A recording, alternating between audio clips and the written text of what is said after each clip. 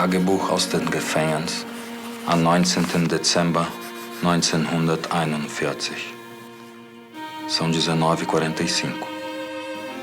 Leio no nosso cenário a prece: confia os teus caminhos ao Senhor. Agora Liesl deve estar fazendo a oração da noite com as crianças. Meus pensamentos estão com elas. Me preocupo em como minha família vai sobreviver. Não entendo muito bem porque estou preso. É a guerra? Vou continuar a ler a Bíblia e tentar sozinho aprender algumas palavras em português.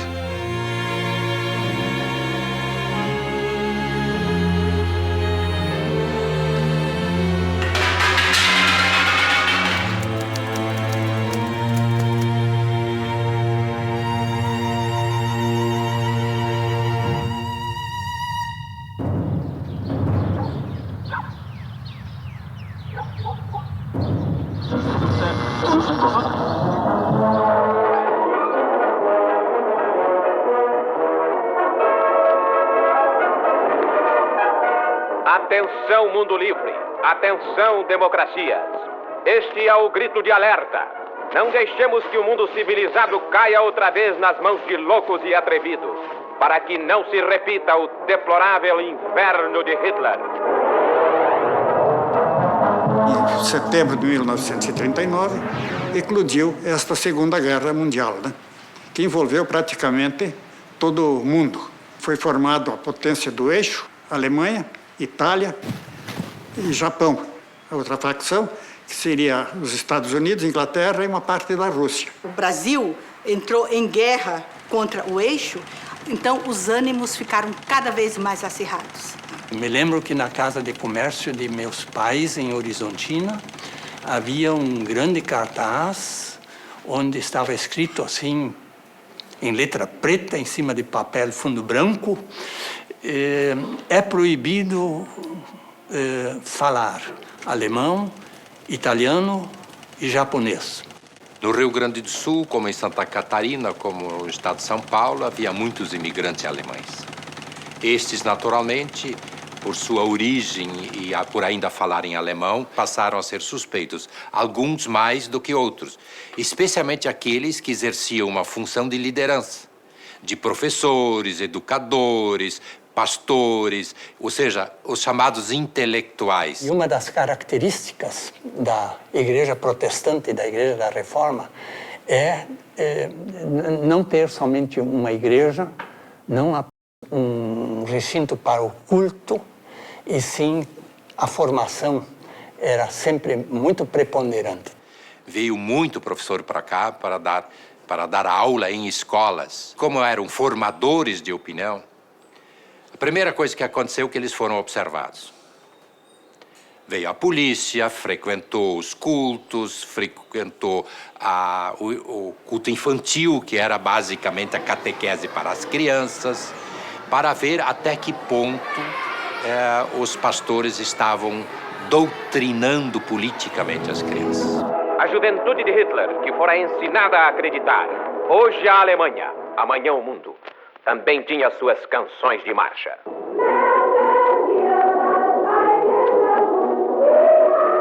Muitas autoridades, e quanto menor é a sua capacidade e sua cultura, tanto mais eles enxergam também, às vezes, em cabeça de burro, chifres, né? Eles enxergam fantasmas, eles enxergam perigos, onde esses perigos nem existiam. Em 40, já houve presença nas reuniões das igrejas, em muitos lugares. No caso de Hamburgo Velho, foi em abril de 41 que começou a primeira fiscalização direta. A entrada na casa, a apreensão de revistas, livros. Essas pessoas corriam, então, efetivamente o risco de serem interpeladas pelas autoridades locais e que levavam, inclusive, esses cidadãos à prisão, né? Privavam eles das suas liberdades. Em nome des Vaters und des Sohnes und des Heiligen Geistes. Amém.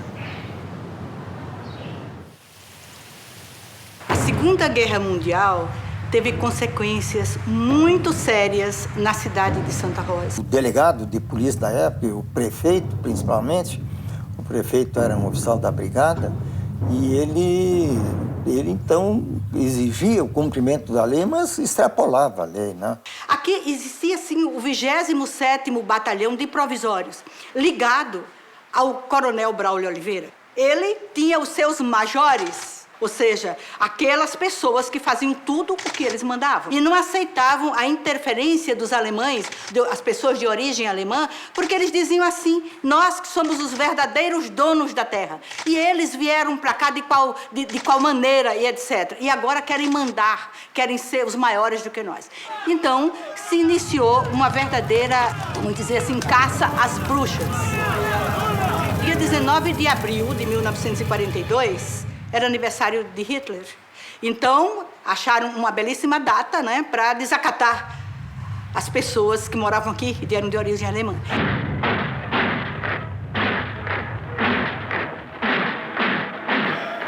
Então, lá de Cruzeiro veio um caminhãozinho cheio de pedras e a turba. E aonde eles passavam, que tinha alguém, né, que eles conheciam, foi uma cidade pequena. Então, eles começavam a apedrejar e gritar assim: quinta coluna, né, traidores, e pedra e pedra. Eu não entendi até hoje o porquê tanta, digo até ódio, né?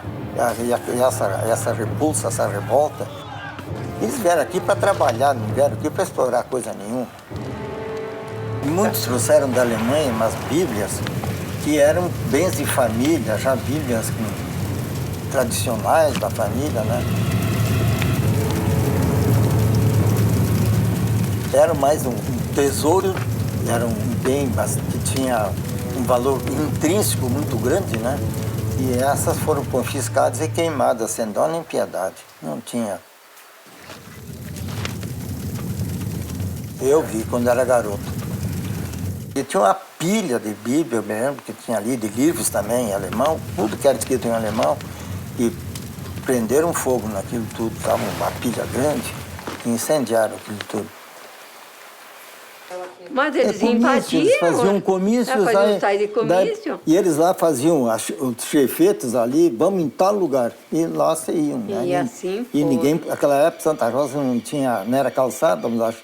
Não sei de onde é que arrumavam tanta pedra. Foram as invasões no comércio, que eles tinham, jogaram tudo na rua. Era a maior tristeza do mundo, porque o homem era de origem alemã. Então, foi muita perseguição. Era um armazém, né? Armazém, uma padaria. As principais casas de comércio, uma padaria, chamava-se 14 de Julho.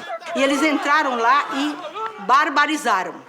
Tanto assim que a família ficou 15 dias fora de casa porque não conseguiam voltar, não tinha nem condições de voltar.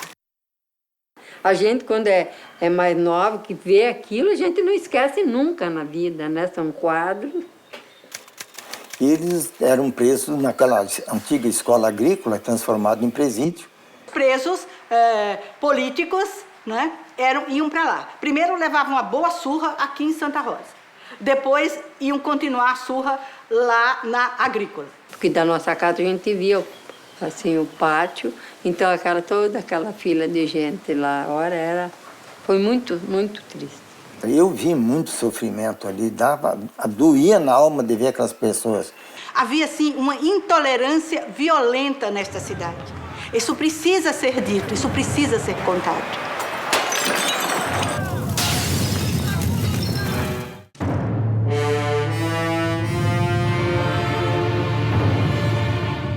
O Brasil tinha, oficialmente, 12 campos de internação. Charqueadas era um campo de internação apropriado para prisioneiros políticos. Todos eles, professores, empreendedores, empresários, foram presos e são considerados os 15 de Novo Hamburgo. Os 15 que foram presos.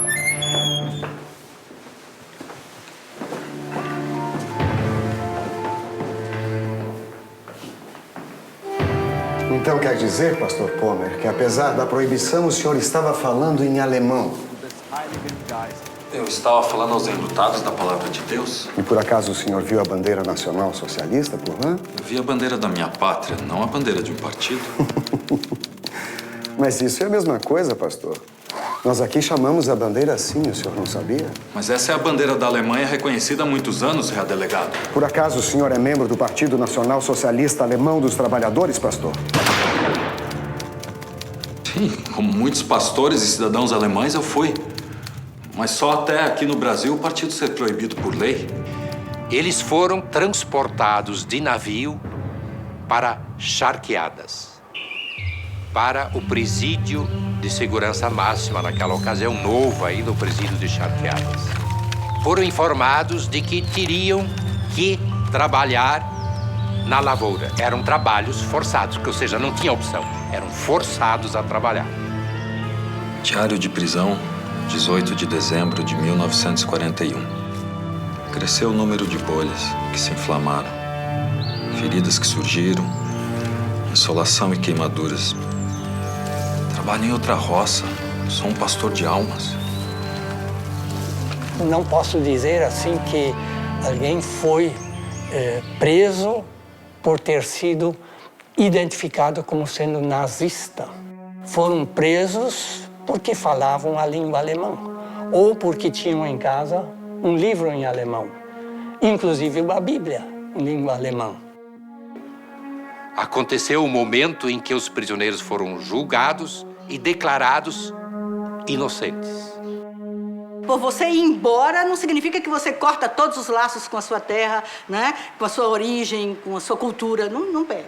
Nós temos que nos libertar finalmente de um espírito belicoso.